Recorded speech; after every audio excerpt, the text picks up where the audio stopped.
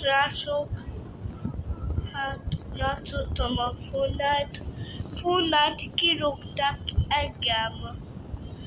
Hát ilyen játék szeme, hát zöld és fekete, és úgy kirúgtak, és nem tudok játszani, és láttam a idők,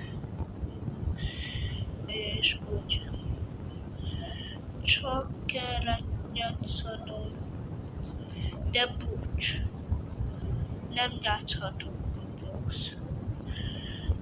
Hát valaki kirúgta engem, és úgy csináltam, hát unalkozni, és játszottam a Fortnite és Freddy Fazbear és